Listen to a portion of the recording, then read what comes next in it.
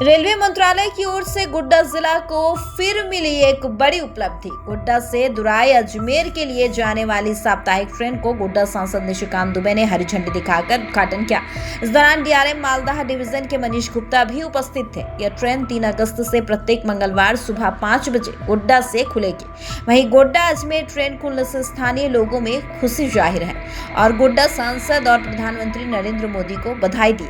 तो वहीं सांसद ने गोड्डा से और 3 नई ट्रेन खुलने की बातें कही। गोड्डा से बेंगलोर, गोवा और पुणे के लिए जल्द ट्रेन खुलने की बात कही। अब आज ही जो ट्रेन दिए, हमको पता है यहाँ कई एक लोग बैठे हुए होंगे अजमेर, मुझे पता है क्योंकि अब तो बूथ वाइज काउंटिंग होती है कि मुसलमान हमको वोट नहीं देता, फैक्ट। लेकिन जहां तक मोदी जी के विकास का सवाल है, उसके लिए सांसद हो जाने के बाद या माननीय प्रधानमंत्री जी के प्रधानमंत्री हो जाने के बाद जिसने वोट दिया उसके भी वही माननीय प्रधानमंत्री हैं, हम ही माननीय सांसद हैं, और जिसने वोट नहीं दिया उसके भी हम ही सांसद हैं। तो हमने विकास में कभी जो है ये औरंगेबाजी नहीं की कि हम वहां नहीं देंगे, इसीलिए ये ट्रेन अजमेर जाए। और इस बीच में जो 2 लोग हैं जिनका कि मैं बड़ा सम्मान करता हूं और मुझे लगता है कि समाज में वो 2 लोग जब तक हैं तब तक ये संथालपना का अस्तित्व बचा हुआ है। एक का नाम है बंगाली जहां रहेगा वहां रविंद्र संगीत, गाना, ये सारी चीजें होती रहेंगी। और दूसरे का नाम है मारवाड़ी, वो जहाँ रहेगा वो मंदिर बनाते रहेगा, हम लोगों के लिए आधा जो है प्रॉब्लम सॉल्व करता रहेगा, क्योंकि भक्ति में जो डूबा रहेगा वो चोरी नहीं करेगा, चकारी नहीं करेगा, डकैती नहीं करेगा, बायां दायां नहीं करेगा। इसीलिए इन दोनों को जितनी सुविधा है, मैं समाज के सारे लोगों से करवत प्रार्थना करता हूँ कि जितनी सुविधा है वो सुविधा देते रहिए। और ये ट्रेन खाटू श्याम जी जाएगी और ये ट्रेन सलासर बालाजी जाएगी।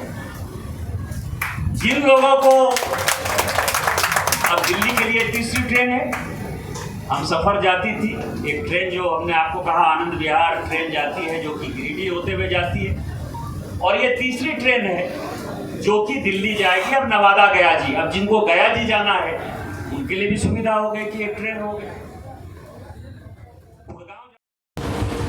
अजमेर ट्रेन की बधाई।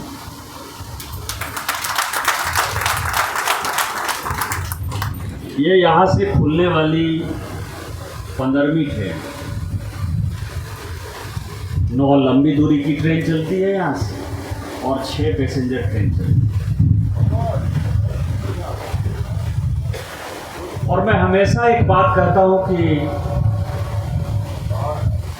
गोड्डा को बेशक आज़ादी के 75 साल बाद ये मौका मिला, 2022 में 21 में ये ट्रेन गोड्डा तक फाइनली आई, लेकिन गोड्डा को देर आए दुरुस्त आए। गोड्डा को जितना मिलना चाहिए था उससे ज़्यादा माननीय प्रधानमंत्री जी, और गोड्डा कितना महत्वपूर्ण होगा कि छोटे से कार्यक्रम में भी केंद्रीय मंत्री आते हैं। आज भी माननीय अश्विनी वैष्णव जी को हम लोगों के साथ जोड़ना था, लेकिन अभी उनका मैसेज आया कि उनके पिताजी की डेथ हुई है, तो वो हरिद्वार में अस्थि विसर्जन कर रहे हैं, इस कारण से वो हमारे साथ नहीं जुड़ पाएंगे। लेकिन आप समझिए कि कार्यक्रम चालू होने के पहले उनको ये ध्यान था कि मुझे गोड्डा के लोगों को संबोधित करना है, उनसे रूबरू होना है। इसी से आप अंदाज़ा लगा सकते हैं कि गोड्डा माननीय प्रधानमंत्री जी के जहन में या केंद्रीय मंत्रियों के मन में कितना बड़ा जो है सेंटर है। अभी जब मोतिहारी में माननीय प्रधानमंत्री जी लोगों को संबोधित कर रहे थे बिहार में, तो उन्होंने बोलते बोलते कहा कि संथालपना को हमको सूरत बनाना है, ये उन्होंने कहा बिहार में। अब सूरत कैसे बने? और मैं 2-4 चीजें जो है वो क्लैरिटी के साथ कहना चाहता हूं कि कई एक लोग जब ये ट्रेन आया तो कई एक लोगों ने कहा कि ये तो अडानी के कारण है। यहां से ज्यादा व्यापार माल ढुलाई पाकुड़ जैसे यहाँ से ज़्यादा व्यापार साहबगंज दे, यहाँ से ज़्यादा व्यापार गिरिडीह दे रहा है। और यदि कोयला ढुलाई की बात करें तो गोड्डा से ज़्यादा व्यापार दुमका दे रहा है आज के समय।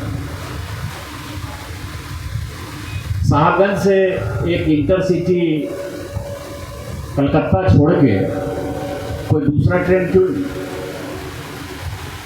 गिरिडीह से तो वो भी ट्रेन नहीं है। गिरिडीह से आपको आश्चर्य होगा और गोड्डा वालों को फक्र होना चाहिए कि जितना ये सरिया है, ये सरिया आपको पता है कि गिरिडीह वाले भी सलूजा वाले हों चाहे वो मोंगिया वाले हों, सब वहीं के हैं। अबरक वहीं का केंद्र था।